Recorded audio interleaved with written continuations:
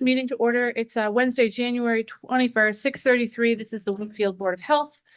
We'll start with public participation. Sounds like we have two individuals that would like to participate tonight. Laura, why don't you go ahead? Oh, Laura, you muted. Oh. I should know this. Oh my gosh. So I am excited about your agenda and I'll sit and listen, but I wanted to put a little perspective on memory out there. We are in the 5th year anniversary of Wakefield's stupendous efforts to manage the COVID-19 vaccine. I am going through a pile of paperwork that sadly I will not keep, but reminds me of my fine work with you. And I just think we have not given enough attention to the incredible effort that Wakefield did. About 5 years ago, we were just starting to figure this out.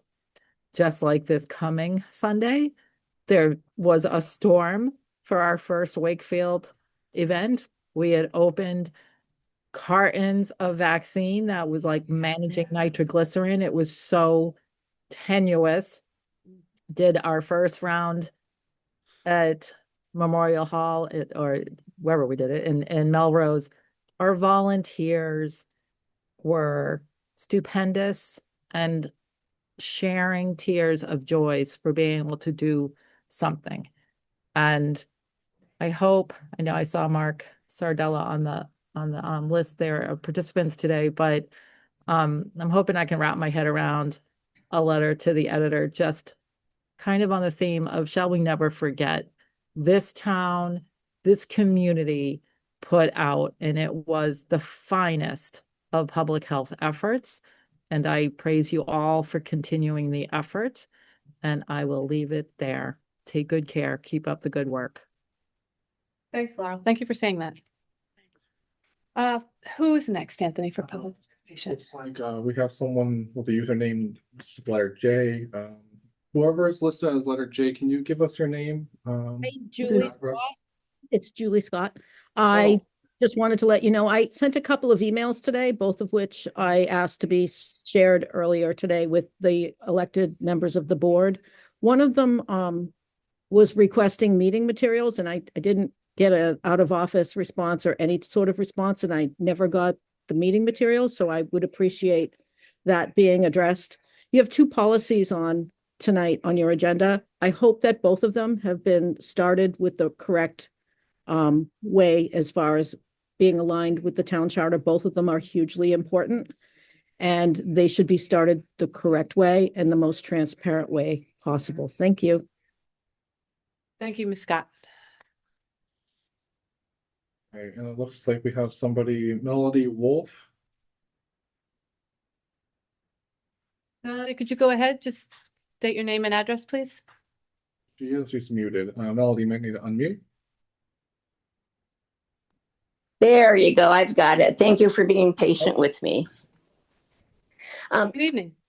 Hi. I'm a 12-year Kratom consumer. And I was the advocate that they asked to participate in the HHS FDA press briefing. They asked me to talk about Kratom's benefits, and then they asked me to distinguish it from 7-OH. And the FDA commissioner and HHS Secretary Kennedy, they were both very clear. They're going after the synthetic or the semi-synthetic forms, and they are not focused on Kratom. So I would hope that you always keep Kratom legal in your locality and put an age date on it and get rid of 7-OH, because that is a full agonist. And I think it's dangerous, and I would support getting 7-OH off of the shelves. Okay. And just your address, please, Ms. Wolf. I'm sorry. Thank you for not interrupting. Oh, that was so sweet of you. 2604 Glendale Boulevard, Kalamazoo, Michigan, 49004. Thank you, Ms. Wolf. I appreciate that. And I also have spoken at U.S. congressional briefing on Kratom. and I'll be attending almost a week-long Kratom Symposium at the University of Florida Research Center. So if you have any questions, just reach out to me and I'll take them with me. Okay, thank you very much. Thank you. Sorry, I forgot to ask earlier. Julie, would you be able to give us your address? We're just trying to get everybody to sign in on the sheet here. 321 Main Street. Thank you. Do we have, I thought I saw another hand for public participation. Yes, Matthew Ryan, if you'd like to unmute. Oh, can you hear me? Yep. Yes. Yeah, I'm a manufacturer in this space. I just wanted to add some Could you color. just, let me pause you right there. Just your address, please, Mr. Ryan. 1 Russo Drive in Woburn, Mass. Thank you.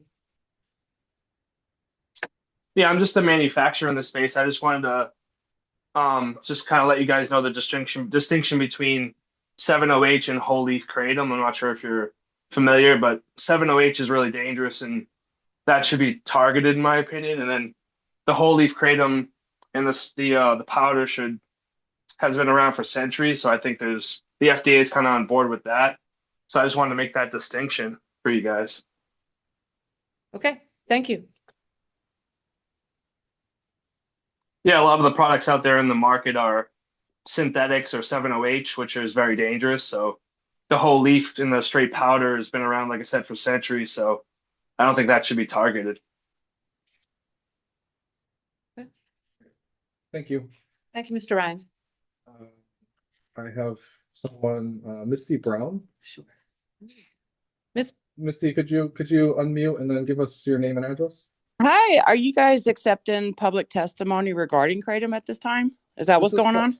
So this is public comment. Kratom is being discussed later in the agenda, but this would be the time if you have a public comment related to an agenda item. Okay, yes, my name is Misty Brown and I actually live in Colorado. I don't live in Massachusetts, but I do like to say that I'd love to think that I'm representing somebody that has no idea that this meeting is even happening in your city. I would like to read y'all my testimony if that's okay. Sure. Yeah, you don't have to give testimony. Okay. All right, I don't have to give one? No, So public comment is usually about a 3 to 5 minute opportunity for the public to comment on agenda items or not, but this isn't a hearing this evening. So you're certainly welcome to make a comment or to read testimony if you feel like it's less than 3 minutes. Do you find that's the case, Ms. Brown? Yes, ma'am. All right, please go ahead. Okay, from 2008 to 2019, I lived in the grip of FDA-approved pain pills, benzos, and muscle relaxers prescribed for my degenerative disc disease. For 11 years, chronic pain management fueled my addiction. What started as a dependency slowly slid into a destructive cycle of misuse and despair. In April of 2019, I was dismissed from pain management after failing a required pill count. I was 11 pills short, and my usual drug dealers didn't have any pink Oxy-10s I needed. Cut off from prescriptions, I turned to the streets in desperation and eventually slipped into cocaine use while searching for another doctor. Then in June 2019, while suffering through cocaine withdrawal, I stumbled the documentary A Leaf of Faith. That single moment changed the course of my life. The very next day, I began my journey with whole leaf kratom, not synthetic 7-OH. By walking into the smoke shop where I was ID'd and the kratom was sitting behind the counter in a glass case locked up. Kratom quieted the relentless cravings, the constant voice whispering, one more pill, one more snort, one more escape. For the first time in over a decade, I felt peace. Kratom gave me the space and clarity to confront the deeper reasons behind my addictions and to rebuild my life from the ground up. I have not returned to pain management over 6.5 years. Today, I'm a thriving mother, a proud first-time grandmother, a functioning member of society, and a tax-paying citizen. I never thought I'd smile whenever I say tax-paying citizen, but I do. Most importantly, I'm no longer a burden to my children. I'm an example of hope and healing. Thank you so much for allowing me to testify. Thank you, Ms. Brown. I appreciate that.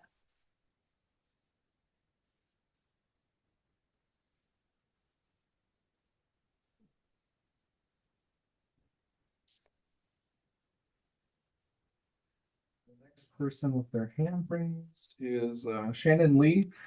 Shannon, if you could unmute and then let us know your name and address. Hi, yes. I'm Shannon and my address is 69 Buffington Street in Somerset, Mass. Thank you. You're welcome. I'm a lifelong resident of Massachusetts, and I just wanted to say there are a lot of people right here in Mass, as myself. It's terrifying to know that people will suffer in pain and if natural whole leaf kratom is totally banned.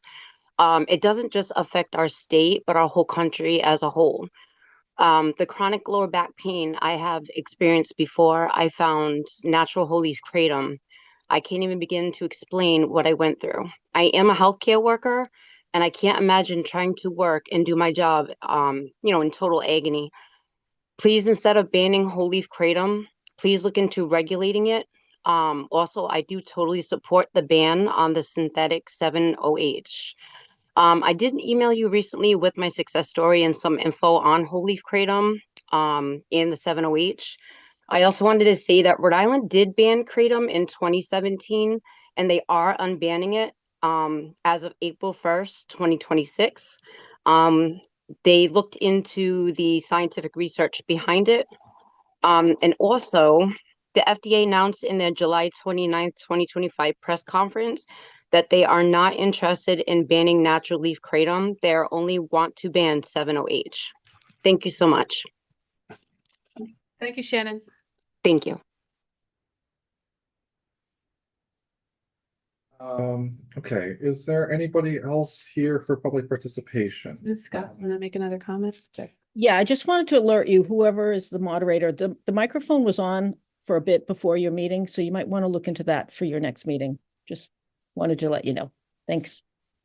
Thank you. Okay, is there anybody else looking to make public comments? I see the same two hands are up. So is there anybody else that hasn't spoken that wants to give public comment tonight? I think we're all set. Those remaining two hands are those? I think they just. Oh, okay. So let me just say it out loud. Anyone else, if you'd like to make public comment and haven't had the opportunity, please unmute and let us know. All right, thank you. We'll close public comment at 6:45. Minutes. I'll make a motion to accept the minutes from the November 12th. Second motion. All in favor? Silver eye. Macaulay, aye. Linehan, aye. So moved. Thought they were great. Would we consider perhaps shifting the agenda since we have folks here that are keen to speak on rodenticides? Yes, if you would like. Yes, we can. Would you guys be prepared to talk now, or do you want to wait? If you guys present now, then you don't necessarily have to stay through all of it the rest of the meeting. Unless you want to, you're certainly welcome. Yes, so if you guys would like to speak, I could have a seat by public participation.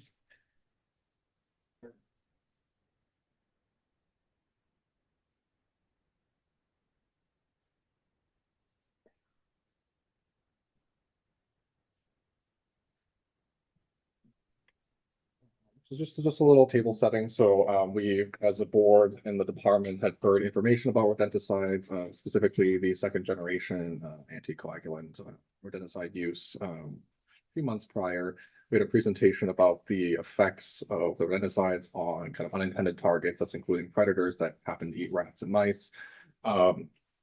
The board found it to be important for us to bring this discussion back to the table, to kind of learn more information and to look at what we might want to do moving forward. And we have folks who have also participated with the ESC before that may want to give some information. So I'll start briefly and then I'll let Catherine speak. So I'm Rebecca Nürnberger from 43 Madison Ave in Wakefield. I'm a member of the Environmental Sustainability Committee, but here on my own as a support for Catherine, who presented to us a few months ago her concerns. And the members of the Environmental Sustainability Committee share those concerns about the use of rodenticides in Wakefield, particularly the second generation, and their threats to prey and wildlife in our community and potentially other, human members of the community and to general well-being in the setting of their likely overuse. So I'm interested to hear as a member of the ESC what I can bring back to them about what's going on already in town and through the Board of Public Health. Catherine has more experience and information about the topic. I'm Catherine Bowen. I live at 69 Morrison Road West. I'm a licensed veterinary technician with a passion for wildlife veterinary care on the side. And I had just emailed the Environmental Sustainability Committee a few months ago, just asking if they were kind of aware of the detrimental effects on our predators and nature and kind of the whole cycle overall, which I think they were aware, but I did bring a lot of info to the table and speaking to the CEO of New England Wildlife and Tufts to get a lot of kind of data and information about the overuse and the effects on our wildlife. And then during our meeting, I think it was brought up that in our town, if you're doing building work or something, that you have to put out the rodent boxes, which I think we were hoping to speak about that. Maybe this is the right place for it or not. Yeah. And I do also see them in my neighborhood a lot, which is upsetting to me, and seeing that I see, our coyotes, and we have a few red-tailed hawks in our neighborhood, and we have a bald eagle at the lake. I know that lives there.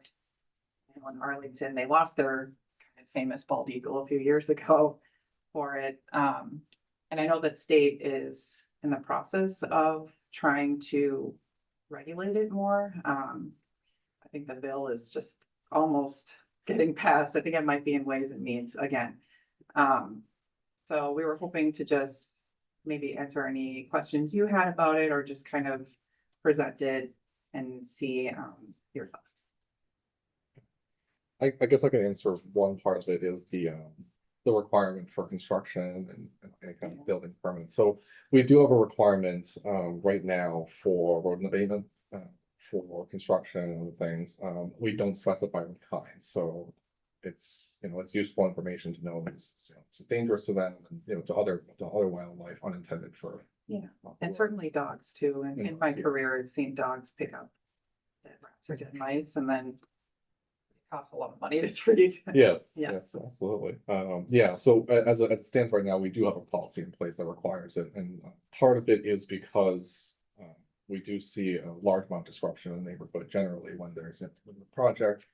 We do get a lot of complaints about rodents, but if there's a better way forward, we'd be happy to consider. So what, if you can even speak to this, like what's kept us from using these kind of rodenticides now, aside from cost? If there's a cost difference between like the second generations and the ones that are available that don't have anticoagulants? The cost, I'm not familiar with that. I know that there is another type of drug that's kind of a neurologic drug. There's, your classic snap traps, which honestly, I think it's better than bleeding out, to put it. And then there is another drug that is coming to market that's kind of a birth control that the city of Somerville is testing out right now. You do have to, it only lasts for 60 days in the rats, so you do have to refill the stations, but you also keep having to refill the bait stations or the anticoagulants. So I could get more info for you if you'd like on other options and cost differences. And when we require construction sites to manage rats, like, do we tell them exactly how to do it?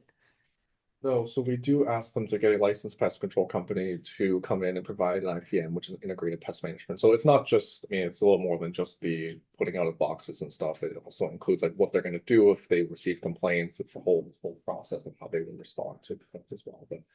But the boxes are a part of it, I believe, for most sites. The other thing I will say is the public tends to see one rat and sort of panic and put out multiple boxes. And I always like this, my response is, it's one rat. Yes, there could be more for sure, but it is just wildlife also. And the main issue is their food source, you know, if you have flowing trash or just trash available to them, any sort of food source, even dog waste they'll eat.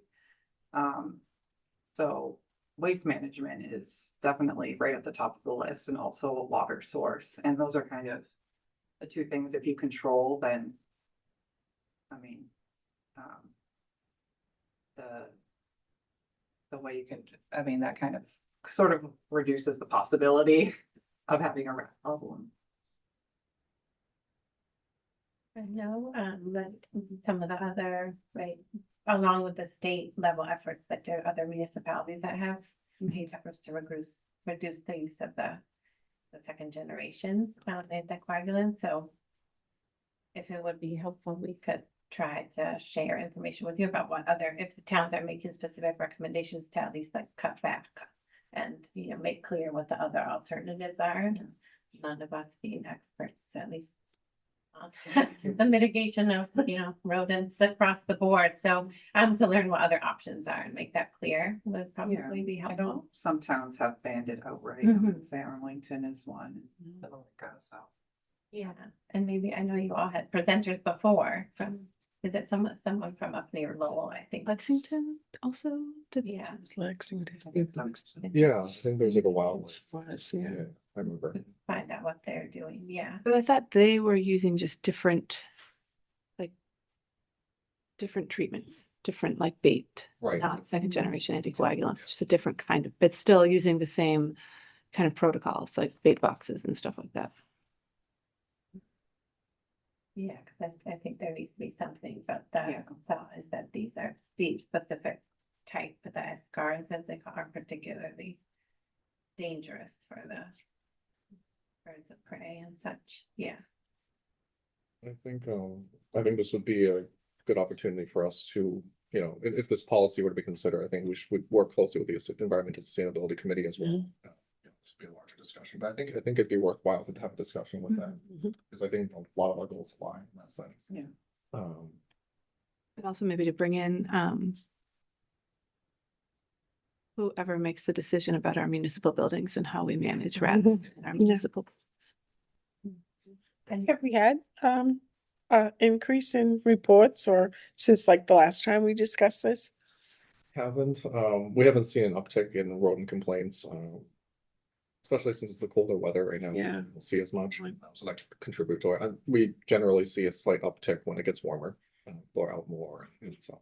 But we haven't received any major increase. So if we wanted to, we could discuss, if the board's interested, we could discuss next steps as to, you know, who would you like to talk to next? We could invite facilities, we could invite maybe DPW, who manages kind of like our facilities. It'd be interesting to have DPW to really like hear exactly what they're doing, like what. Yeah, I think what we talked policies about are they that the last following? time it came up. Yeah. To see, because And they building, manage yeah. the, they manage putting these things in Things. place and And dealing with them, particularly at the I school. think building too, because when they issue their permits to make sure that that's there. And that they know that that person comes in for a building permit, you know, putting up new apartments, new homes, no matter what they're doing, that they know. And it might be nice to have them come in so that they'll understand the importance of making sure that they do know that applicant knows where to go. I think that's good. I mean, we can also, because I think it sounds like it'll be like a multi-step. I wonder, building, we can probably invite maybe towards the end, because they'll be more part of the implementation. So if, you know, if we get down to that point and, you know, the board's looking to move forward with a policy like that, we can bring them in as like the final meeting and say, this is part of what's going to happen next. It would be, I think, useful to pull in whatever Melrose and Stoneham are doing too. Yeah, there's been some discussion in our neighboring towns about rodenticide use. So we've had similar presentations given to the other boards. So they're also kind of in the planning stages right now. So I feel like we could be even more impactful, you know, since predators move between the towns. If we kind of got on board with our neighbors. and you know, we're not restricted to having one regional meeting. If it made sense, we could bring the boards together for a regional meeting to discuss this specific topic, because this is like a pretty. So I'll put next steps. Maybe asking DPW to come and speak on, you know, what the current protocol is for If they can't, I can also just get them to send us information so we can discuss kind of in detail what their procedures are. Would we like to ask, having like a joint meeting with BSC at some point? That'd be great. Sorry. Yeah, I think it'd be nice to Yeah. hear from them. And I'm also thinking, clearly you're passionate about this and thank you for presenting to us, but could you send us some links that you researched and maybe a summary of the people that you talked to? Because those would be good things for us to follow up and educate ourselves. Yeah, that's a good idea. Thank you. Okay, even better. Were there any other questions or anything else you guys wanted to discuss tonight? I think the only other piece was that we were curious about, like the role of, the schools, whether those I don't know, you may know better, whether they're part of the general municipal like management plan or whether they would have a different policy. So that would be something that we hope to address as well. On control within the school system. Yeah, so I guess part of our fact finding, I'll reach out to DPW and see like what their procedures are right now, if they do the same thing for the schools, if they have their own plan. And I wonder if Woodville and the high school, because there is construction, you sort of have like two things happening there. So that's a good question. So we'll ask other schools as well. Great. Yeah, so we'll pull together, depending on how this works out, we may just have the next meeting with a joint meeting with the ESC, and then if you guys would like to attend again, that'd be great. We always have a virtual option as well if for some reason you can't in person. We'll have more information from the DPW and school by then. Questions from the board? No. Marcy, do you have anything else? No? Yeah. Thank you. Thank you. Thank you. And listen, if that's okay, Please, everyone's welcome. Yeah, absolutely. Since Liz is here too, maybe we'll extend the same courtesy, have her. Would you like to be next? Okay, isn't that it? Yes. So yeah, feel free to come on up. Where do you want me to stand? Yes.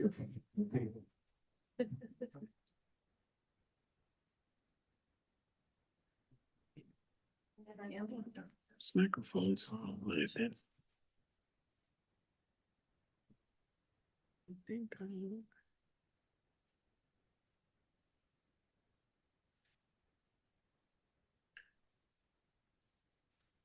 You should be on site.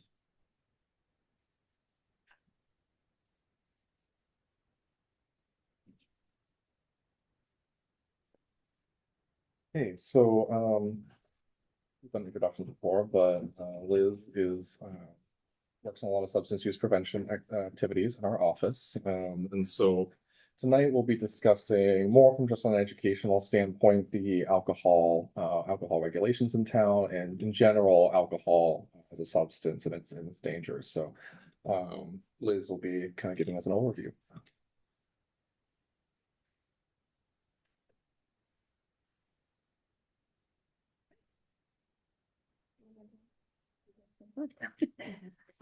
Thank you for including this topic on your agenda this evening. My name is Liz Parsons. I know you all.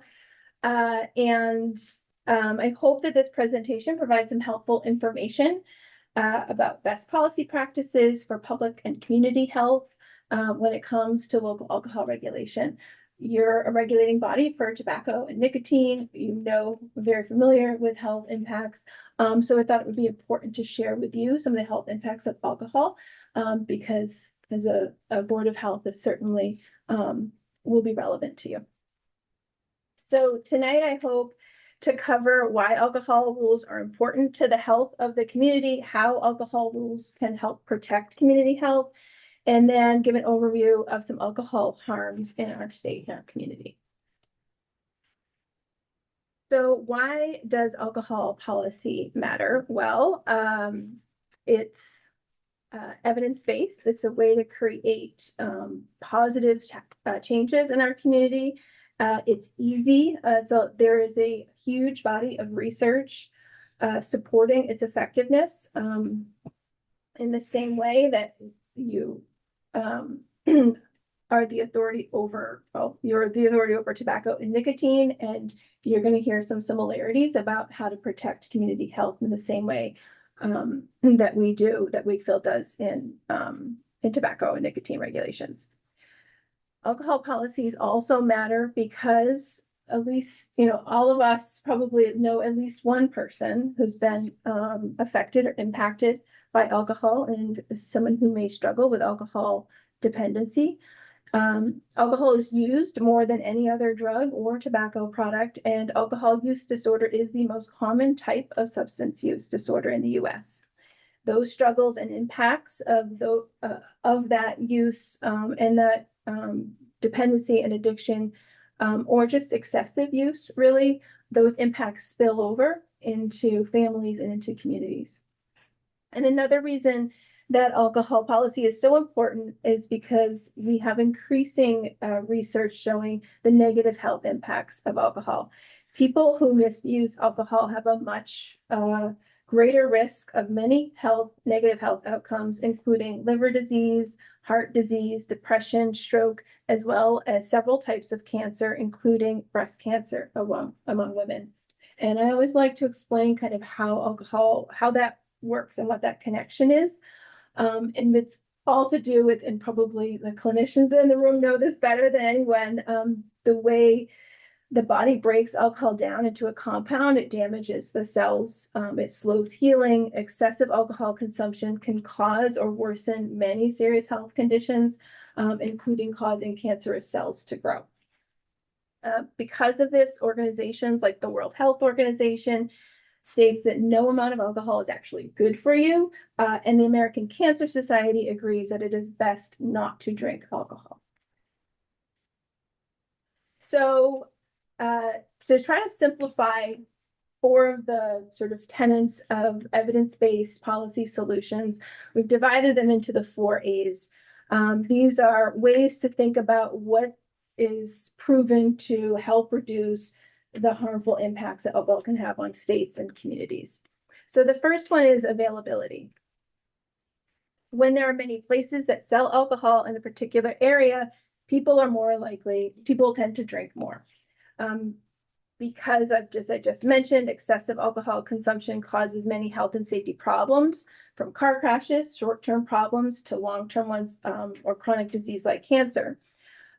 So when communities can set rules around alcohol outlets, or how many places can serve and sell alcohol, and when they're fewer and farther apart, it can improve the health and safety of the community. And I want to add that hours and days of sale can also impact health, safety, and community. So availability is one of the first things to consider. The next A is accessibility. So strong regulations that hold licensees accountable for sales to minors. So limiting access in that way is proven to be effective. Accessibility also applies to limiting dangerous alcohol products that could increase harms exponentially. Think about alcohol-infused caffeine drinks. So alcohol and caffeine, not a great mix. And that was actually banned in Massachusetts in 2010. Other Massachusetts alcohol laws that regulate types of alcohol products that can be sold include no THC infused alcohol products. Candy can't have a certain amount of alcohol. Same with ice cream, and then powdered alcohol is illegal in Massachusetts. So those are examples of types of products. And the third one is advertising. So we know the more alcohol ads kids see, the more likely they are to drink. And reducing or restricting alcohol advertising might look like, restricting billboard advertisements. It could be a percentage of ads on storefronts. It could be restricting ads at family-friendly events, if that was ever a situation. This is one area where both the local and the state does have some control over alcohol advertising. And lastly is affordability. So increasing alcohol price. Simply increasing the price of alcohol will reduce harms, even if that revenue goes nowhere. And so just the act, because youth in particular are very price savvy consumers. And so when we increase that price, we're sort of reducing the accessibility for youth. As we learn more about how alcohol harms how alcohol harms individuals and community well-being. We know that states can, and I'll share in a minute about how what local control looks like, but states can take steps to increase and redirect revenue from alcohol that generates a more healthy, could create a more healthy community environment, like supporting prevention, treatment, and domestic violence services or education. Just a fun fact, the alcohol excise tax in Massachusetts has not risen with inflation. It has not risen since Jimmy Carter was president. And it's, of course, a state issue, raising the alcohol excise tax, but I think it's important to point out. An example of a price issue at the local level could include happy hours, for example, or discounted drinks, because that lowers the price. And public health research shows that increased harms when happy hours are allowed, where the pressure to drink more for less money for a shorter period of time just compounds a lot of the short-term and health and long-term risks. Currently, discounted drinks are not allowed in Massachusetts, but if they ever were, there would be local control there. Next, I want to just take a second to talk about alcohol and youth and adult drinking in that relationship. So there are years of prevention science that supports the need for a thoughtful neighborhood design when it comes to preventing excessive drinking, which includes underage drinking. So while being thoughtful about where and how alcohol is sold in our community, that benefits all residents. And our youth are particularly vulnerable to how we set up our community when it comes to alcohol availability. I like to use the metaphor of a pot on a stove. There's a lot cooking in the adolescent brain.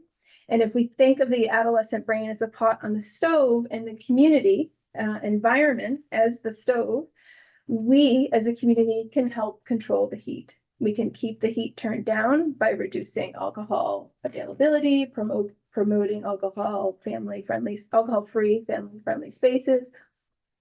And by keeping that heat turned down in that way, it helps keep that pot from boiling over into a substance abuse problem. So it's important to know that adult alcohol use impacts youth alcohol use. So adolescents tend to drink if the adults around them drink or binge drink alcohol. There's a correlation between youth drinking behaviors and the drinking behaviors of adult relatives and other adults in the same household, adults in the same community, and adults in the same state. So when alcohol rules that impact excessive drinking by adults also have an impact on reducing underage drinking. And a little bit of Massachusetts data here. The alcohol's role in death and disability in Massachusetts has risen 13.8% since 2009. That is a faster rise than lung cancer, diabetes, hypertension, dietary risks, and tobacco. This speaks to the fact that alcohol's negative impacts on our health are increasing. And as of 2022, Massachusetts ranks the 19th highest among the states for binge drinking. Roughly 59% of Massachusetts adults drink and 29% binge drink. And alcohol remains the most commonly used drug among youth, including Wakefield youth. And a little bit of data for Wakefield. Here, our youth health survey indicate it's, again, the most commonly used drug among Wakefield high school and middle school students, slightly higher or comparable to our region. And in 2024, just over a third of our substance use related deaths in Wakefield were attributable to alcohol. So why do alcohol regulations matter? Excessive alcohol use is the third leading cause of preventable death, with tobacco being the first. Effective alcohol regulation prevents community harms from alcohol. They matter because we can make our community a healthier place for everyone. And finally, it's our collective responsibility as adults and decision makers in our town to protect youth from harmful substances like alcohol. Thank you so much for listening, for your time. Thank you. Thank you, Liz. for the presentation. Does the board have any questions related to? I do have a question. So this was a nice awareness presentation because we all need to be aware. In my early days in Boston, I was a tips trainer and taught in a lot of hotels and restaurants, employees for their restaurant and beverage outlets. So I think training and awareness is incredibly important.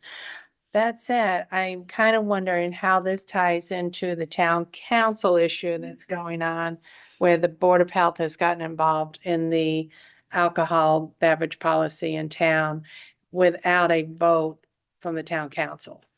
So I am wondering where this is leading. Like, I kind of found myself understanding Councilman Doug Butler's questions, like I felt like what's the end game here? Because you haven't been tasked by the town council to take on this matter at this point. So I went and did some research on the existing policy, and I don't mind doing the research. I learned a lot, and I like doing research.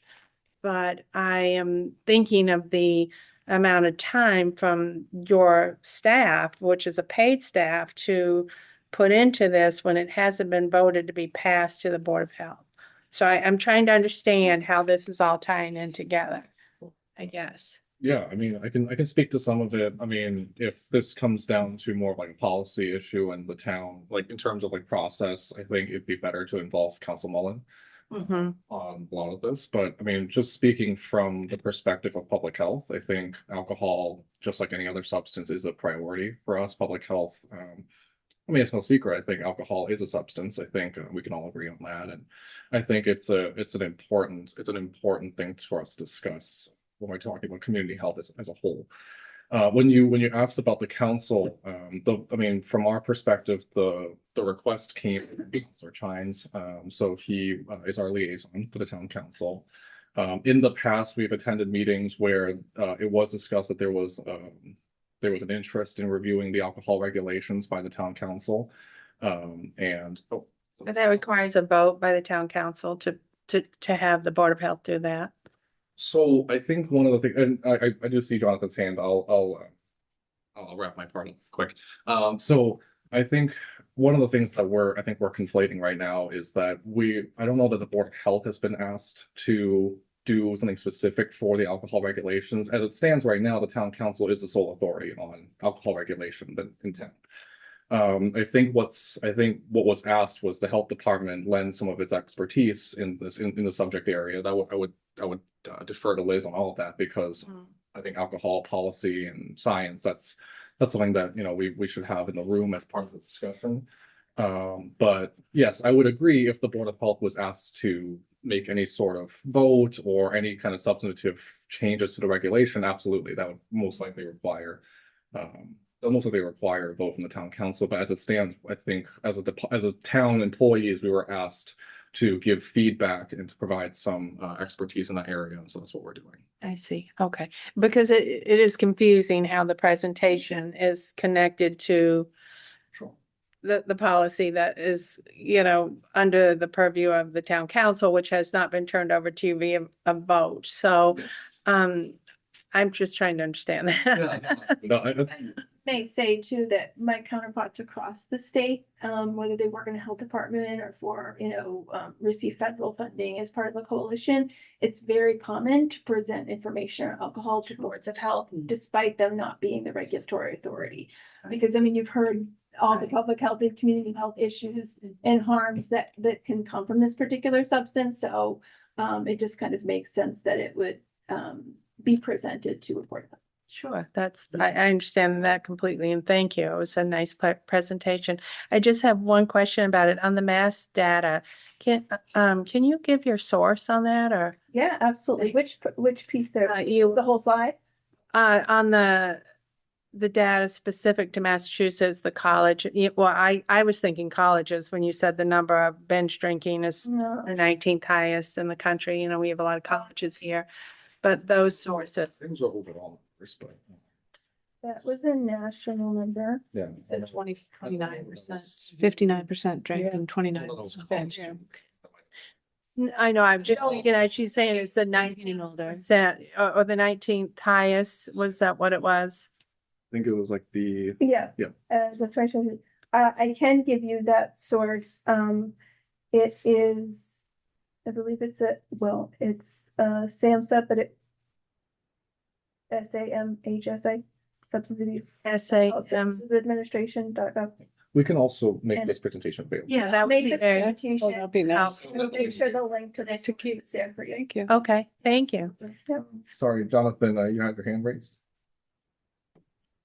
Sure. Thank you, Anthony. I just wanted to comment briefly just a little bit on the process questions that have been followed. So one of the things I think that, maybe led to some confusion from some of the counselors is that we have, 5 members of a 7-member council who've been on for less than 2 years. And, prior to at least 3 of them joining, the council had discussions about doing a comprehensive review of all of our policies and procedures, including the alcohol policy. And so when I had first approached Anthony about doing some research on this, that was following up on discussions that we had within the council.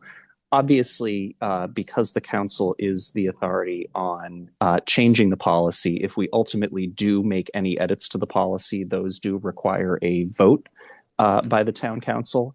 However, it's pretty common for us to work with staff around issues where we just need to do some research to inform policy discussions and potential policy changes down the line.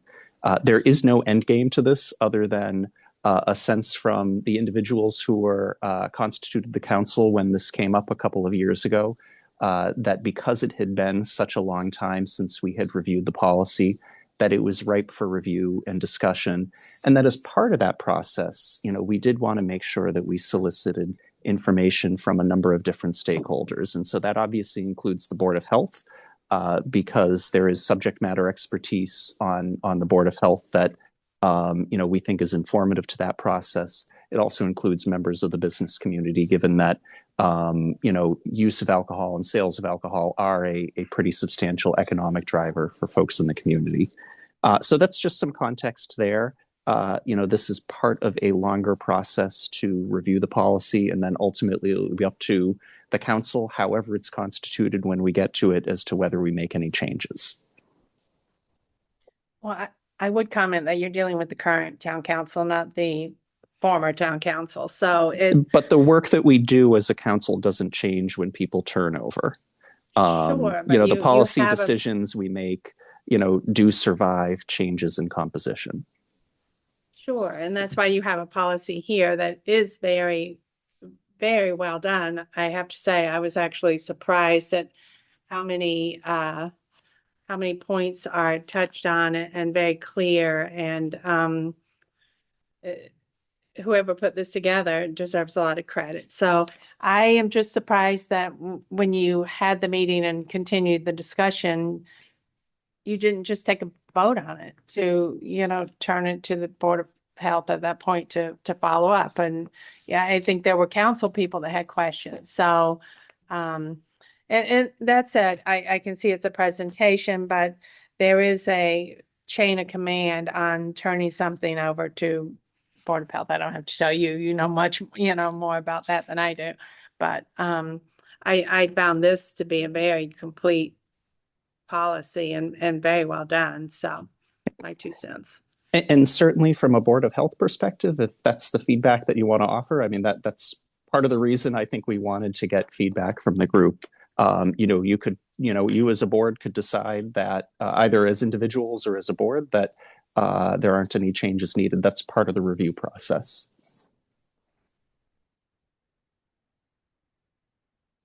But today is more of an informational, James like, just- educational sort of opportunity for us. And Jonathan, you will keep us informed as to what the council is thinking of in changes with this, the alcohol. And let us know, that, as our liaison, present to us or send us some information to the board. Absolutely. Thank you, Jonathan. Any other comments about alcohol policy? See what happens with them. What are they gonna change? See? Thank you for the presentation, Liz. It was very Thank you. nice. Thank you very much. Always nice to hear. Cool. All right, we could, I guess, move back in order and discuss Kratom and THC. Yes, thanks. So Kratom and THC, I thought today would be a good opportunity for us to follow up on last meeting. We discussed Kratom and THC. You guys received the not draft, actually final regulations from the town of Belchertown. We now know that Medford is also another city that has banned Kratom and THC. Excuse me, and Linfield as well. We received quite a bit of testimony from folks who have used Kratom. I believe you guys have that in your packets. One of the things that we want to discuss was just some of the background for Kratom. This will also be an opportunity for the board to ask any questions, anything else you want to bring up, because I think if we are going to consider moving forward with this, I think I would bring a final copy of the regulations, and if there's any changes that want to be made at that meeting, should the board decide to proceed with that, we would want to make the next meeting. So, Kratom, from what we understand, this is information taken from the Mayo Clinic. Kratom contains at least 25 alkaloids that contribute to its physiological effects. So there's two main components. The two are metragenine, which is a primary alkaloid. It comprises about 66% of the total alkaloid content, and the much talked about 7-OH 7-hydroxymetragenine, which is the smaller component. It's roughly 2% of alkaloid content in naturally occurring kratom, but it is substantially more potent than metragenine. And so it is an active metabolite of metragenine, and they do act on the mu, delta, and kappa opioid receptors. They function as low efficacy agonists at the opioid receptors, and they are competitive antagonists at the kappa and delta opioid receptors. And so it has been found in limited research that 7-OH is about 10 times more potent than metragenine at the mu opioid receptor. It's marketed currently as a natural remedy for energy, mood, pain relief, and opioid withdrawal, but it has not been proven to be a safe or effective treatment for any medical condition at this time. Despite it being a plant-derived substance, kratom behaves like a drug with opioid-like effects. In low doses, it has stimulant-like effects, and in higher doses is a sedative and opioid-like effects. And then in terms of unregulated products, this product is currently not age restricted. This is widely available in our convenience stores in our region, not just in Wakefield, but across our region. It's widely available in all sorts of stores. Product labels are unreliable, and we are not able to confirm whether or not products are adulterated or contain active ingredients.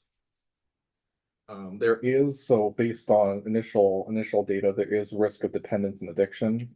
Kratom can cause cravings and withdrawal symptoms similar to opioids. Some users require medications used to treat this opioid use disorder. There is also a risk of drug interactions, and so that's still not widely understood, but there is a good amount of drug interaction potentially between kratom and other commonly used medication. From 2014 to 2019, there were 3,400 U.S. poison control reports called in that were associated with kratom, and these have even included serious medical outcomes or death. There's also considerable pregnancy risk associated with newborn withdrawal symptoms, which may require treatment. We are not currently sure if Narcan would actually be able to reverse this. Narcan, a very common use for opioid overdose. We are not sure if Narcan actually would actually be able to reverse this. In anecdotes, we have heard both sides of this, whether it works or not. So we're trying to be very careful about putting this information out there. We don't want to, say one thing or another in terms of Narcan's use for kratom because we don't know if there's documented evidence that it works. I think the bottom line to all this, we had presentation materials before and other readings, but it's an unregulated substance. It has potential addictive properties, and it's associated with serious health risks. There's evidence-based medical alternatives that should be considered in consultation with your healthcare provider. That being said, there's also been a lot of discussion about naturally occurring kratom versus 7-OH with synthetically derived 7-OH, a higher potency substance. So there's discussion whether or not there should be some allowance for natural kratom use versus the synthetically derived one. At this time, we just don't have the ability to distinguish between them. There's no labeling requirements. There's very little ways for us to determine whether or not the substance is what it says it is in the package. So that should be some background information for the board to consider. Great. Were there any questions related to kratom specifically? I have, has anywhere that you're aware of banned just 7-OH? I would have to look into that. I don't know for a fact that there is anybody that just Like, bans. let's allow what we think is naturally, what we think might be Right. naturally. Really occurring kratom, but let's ban what we think is okay. And then does any town that you know of have an age restriction? That would be something I have to look into as well. I'm not entirely sure if there's any town that just does the age restriction for kratom. In Malden and Belchertown, the ones you know of, Linfield, They're just 100% ban. That's from my understanding. Okay. This has opened a whole new world to me. I was unaware. Mentioned today in the meeting for Wakefield United Prevention Coalition meeting, which was great. I learned a lot there. I don't know that much about it. And I found these testimonies very compelling about how they've helped people overcome a lot of pain. I know that we lose a lot of people to opioid addiction because of pain. So we don't want to take away something that's safe. And I agree with what Candace says, is there a way to look at how it's been regulated, one versus the other component. And thought that we might look into Rhode Island because one of the Shannon Lee had mentioned that they're backtracking in Rhode Island. So maybe that would be a great place for us to start to learn what happened there and what they gained from the knowledge and are putting in place now. Because I certainly don't want to see something natural taken away from people when there are people who struggle with a lot of pain and health problems. One of the things, and again, this is all in the context of we are not discounting any of the people who have bravely put their story forward. I think Sure. I think opioid use is clearly an issue that we're still dealing with many years of the epidemic. I think one of the things that we're struggling with is these are on a case by case basis, right? And I think natural, it's sometimes construed with safer. So it technically, yes, it is a plant. It is a plant originally derived from Southeast Asia. It is considered a natural remedy. However, there is a very potent effect for these things, right? So, when we say natural, it doesn't necessarily mean it's not dangerous. So I think that's part of the struggle that we have.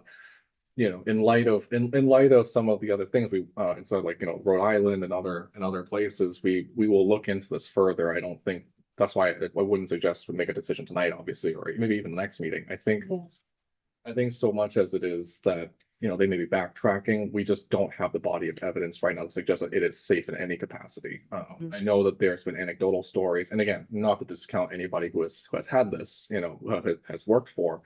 We have seen in the limited studies that have been done that there are withdrawal-like symptoms from stopping the use of kratom. So it's similar to opioids. When you discontinue the use of opioid, you get those withdrawal symptoms. There has been documented, kratom is a very similar thing. So it's almost like trading one addiction to another. Again, that's not everybody's story, but that has been the limited evidence that's come out. So I think, and then to Candace's point as well, we just don't have the tools right now to distinguish whether a package is what it claims to be, right? So they could say this is natural kratom, and maybe some of it is, but it could be the 7OH is a more more concentrated part of it.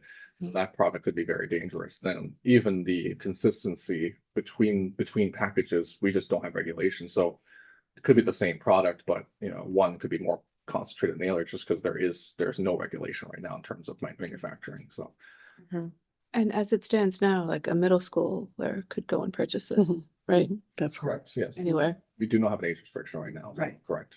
I've only had experience through the Mass Public Health nurses with a couple of our nurses presenting at our meetings why their community banned them, of what their experiences were. And when it was brought to the health department, the directors put forward and they did their own little research and they were banning it. And I haven't heard about the 7OH, but I am going to reach out tomorrow to a couple of them that I know that they've already banned it, and they were very, very specific talking about it at meetings.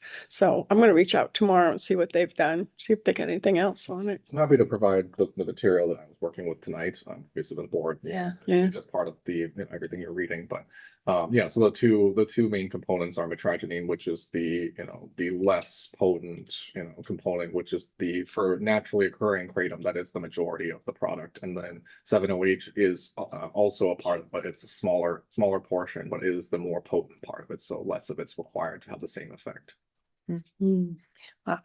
I clearly, this is a whole new world that I would love to learn more about. So I need more time, and I'm, not sure where everyone's leaning, but,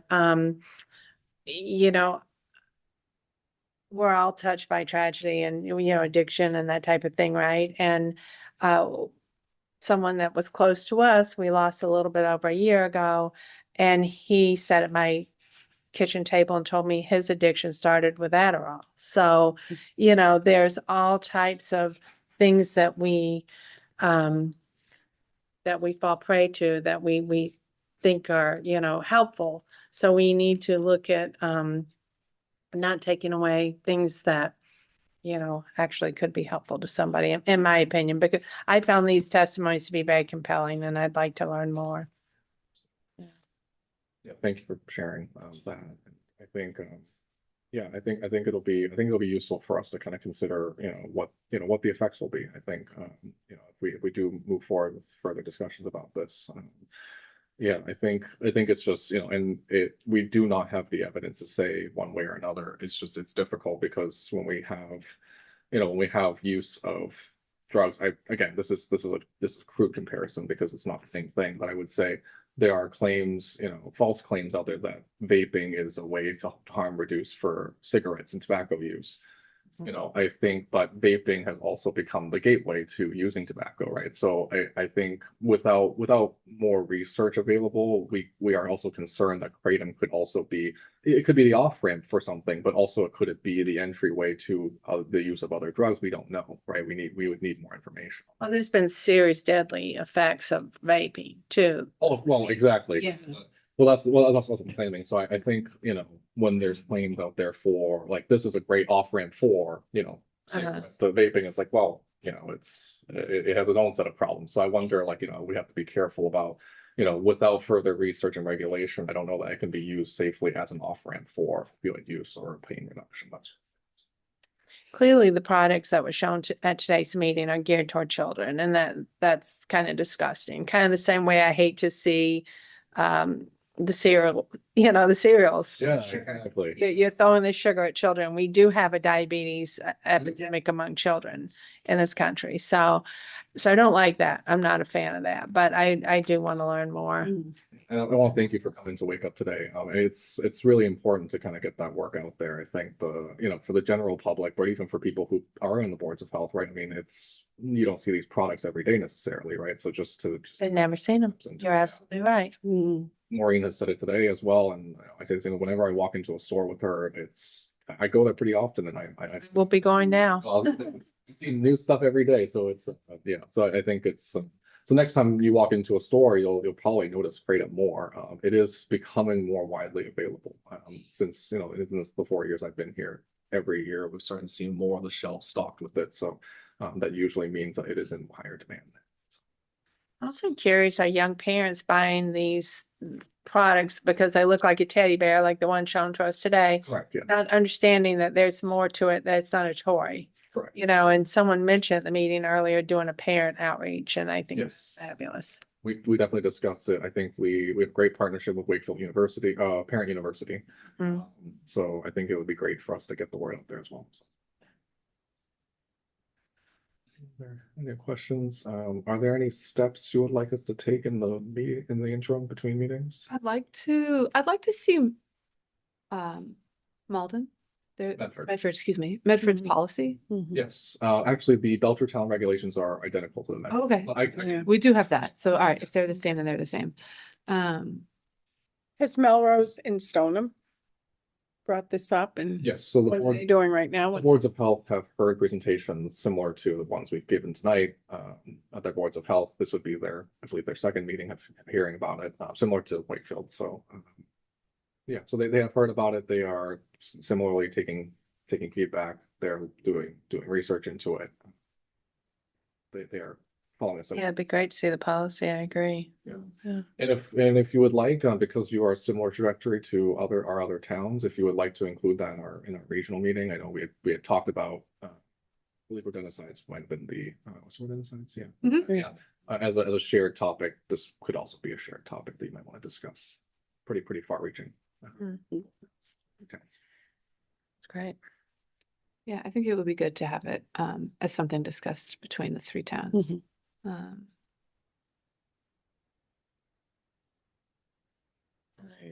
Yeah, it's right there. Wait, just a discussion. There's no need to vote on anything because we're No, just. I think we're collecting information. Fabulous. I don't feel any impetus to vote No. on this Yeah. tonight. I think we should collect information. Still need to know a lot more and see why these other towns have banned it and what was their reason, how was it brought to their attention, and what have they done, and what's happened since they banned it. That's what I want to know. I want to And see, yeah. I will, exactly. The I will people get in that did it touch and with how that things town went after. tomorrow and find out. Sure. I know a lot of the impetus for a lot of these towns to do it was actually I believe it was about a year ago, there was a death related to kratom in Drake. It was Drake it is the individual who I believe overdosed on kratom. So they were one of the first. so I believe they were Yeah. spearheaded that movement. I think it's important to get more information. It'd be interesting to know, as you brought up, Marcy, what the data is in Rhode Island, like why are they reconsidering? Yeah, I think What's going on there? yeah. So okay, so we can definitely get the information. I'm sure. Was it the whole state? Is this a state policy? I believe Rhode Island has a different health system than us. I mean, the Commonwealth is unique in the sense that we have 351 boards of health for every single town. So I believe Rhode Island may be just maybe county, maybe state. Yeah. They're small, so I think they're regional. they could be a regional approach, but yeah, we can get more. It'd be good to know. Yeah. I mean, I appreciate that person bringing it up, but Yeah. I'd like to know the Yeah, specifics. it's interesting. All right. Any last words on kratom or 7OH? See what we can find out. All right, and maybe we can discuss that next. Okay. Yeah. Okay. We can later discuss if the board wants to propose like a joint board meeting. Okay. Yeah, maybe it would be useful, correct me if I'm wrong, to have like a little bit more of a discussion and kind of get a sense of where we feel as a board, and then perhaps have a stronger stance when we meet with our neighbors. Sounds good. All right, Honeydew? Yes, okay, so Honeydew Donuts. just had a question. I'm sorry. I just had Public comment was earlier tonight. Oh, so- okay. I saw somebody else raise their hand. I did come in late. I apologize. I wanted to just share one thing on the kratom. I appreciate this, but if we've already passed public comment, if we do, we have to reopen public comment. So if you would like, you can submit written comment, and that will be sent to the board as well. Beautiful. Thank you very much. Thank you. Okay, so Honeydew Donuts, the retail food permits, we have worked very closely with them. Dan and Shelby have been working really hard to work with our food permits holders. Honeydew on Main Street unfortunately submitted a doctored document, a ServSafe certification that was not legitimate. And so Shelby managed to review all of our documentation and confirm that it wasn't a current document. So we take that very seriously. We had a very serious discussion with them. We have reinforced the fact that, we could have taken extra steps in terms of, discussing suspension of their permit. This is just not appropriate conduct, I think, for a food establishment. I think it's important for staff to be properly trained and to have proper protocols in place and documents. So I think it's important for us to reinforce the fact that this is not something that we would condone moving forward. They have since corrected this. They have submitted appropriate documentation. The person who submitted this false document is currently working towards getting an actual ServSafe certification. So we are also confident they have several ServSafe folks on staff, so we aren't as concerned about the food safety portion of it as much as it is we want everyone who says they are trained to be actually trained. So we wanted to bring this to the board's attention tonight that this happened, and that we do take this seriously. So it was like a counterfeit, Yeah, it was. removed a name or changed a date or something. Yes, correct. It was a changed date. From what I understand, there was an active ServSafe from a few years ago, but they changed it so that it'd be active now, which is not appropriate. Sorry. This was done on a routine. Shelby picked this up on a routine. This was actually just part of our food permit application, so they all expire in December, the end of December. So it's our calendar year food permit cycle. So people were submitting applications and documents. This was one of the things that was flagged. So Kudos to her. again, this is meant to protect the residents of Wakefield. We want to make sure that everybody is taking this seriously. We are partners in this, so. Yeah, hopefully Honeydew got the message. That they will continue to do things the right way. So they're operating now. They are currently operating right now. Was there a fine or anything? We have not considered a fine, but we could if the board is interested. Is there a history of challenges with their permitting? Not in the past. We haven't had any permitting challenges with the specific establishment. You're talking about Heather Lake. No, sorry, this is Main Street. Oh, okay. Greenwood, okay. I was gonna say they do such a good job, there but Heather Lake and. Yeah, we haven't had any issues. I'm not that familiar with the other one. No, that's okay. No, we haven't had issues really with the permitting process for either location, but Are they two separate? from what I understand, they're two different. Well, by two different people, yeah. But yeah, so this is sort of unprecedented. We really have never come across falsified documents, which, I guess it's a good thing, but also, this is something we take very seriously. Be checking extra close. Okay. Were there any other questions about Honeydew? Marcy, Honeydew. Anything else about that? Anthony, health directors? Yes.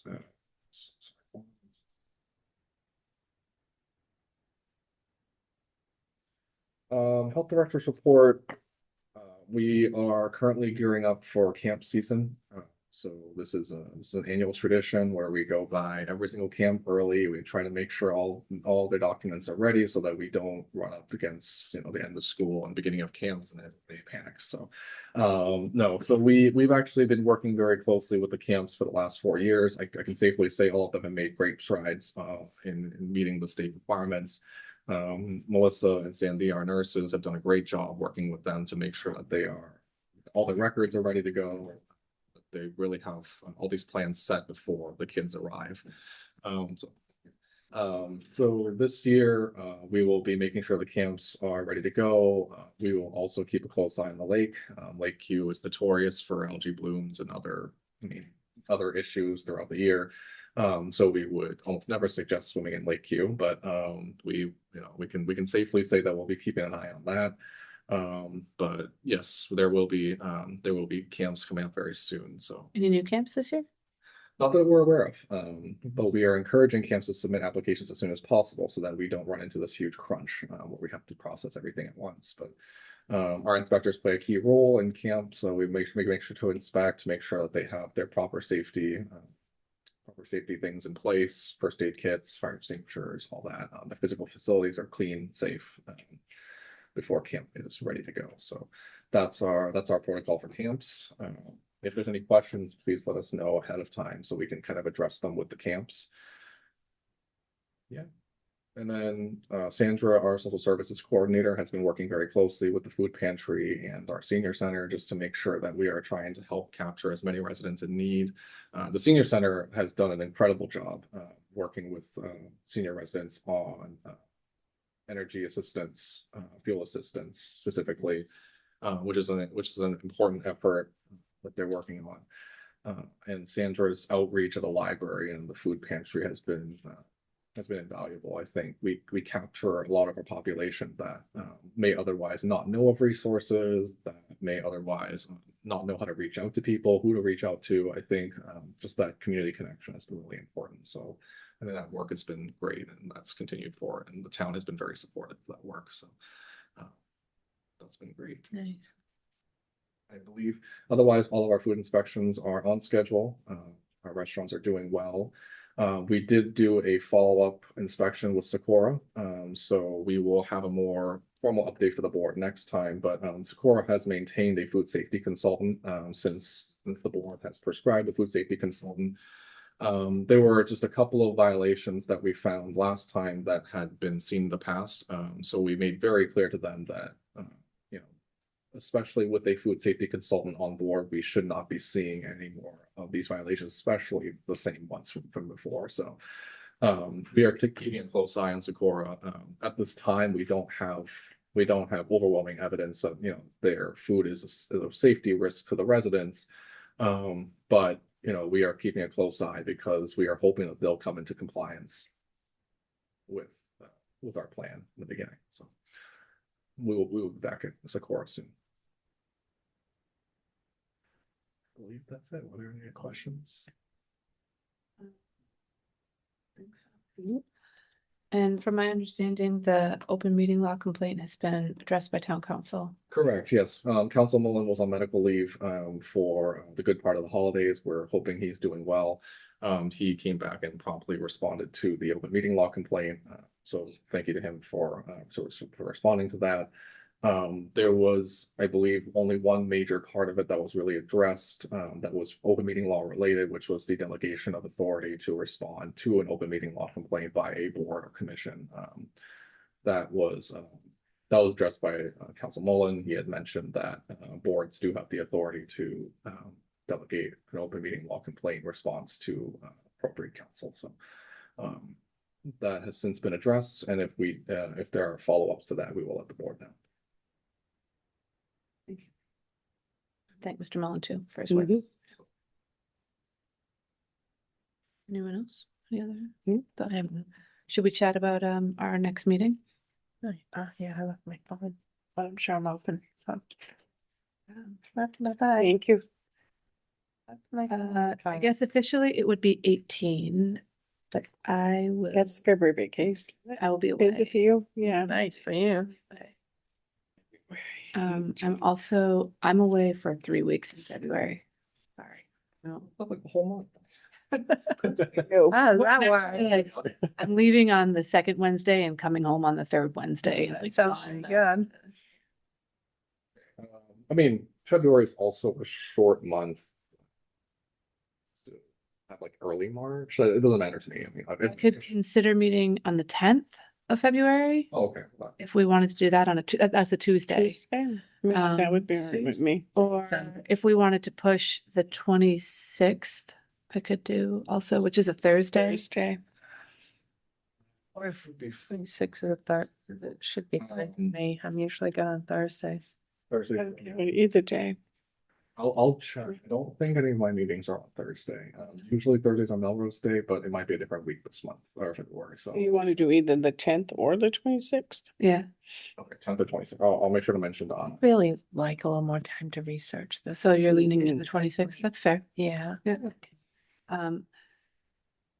And then I guess if those, oh God, we could consider the 11th maybe of March. That would be back on like a Wednesday. I won't be here. Okay.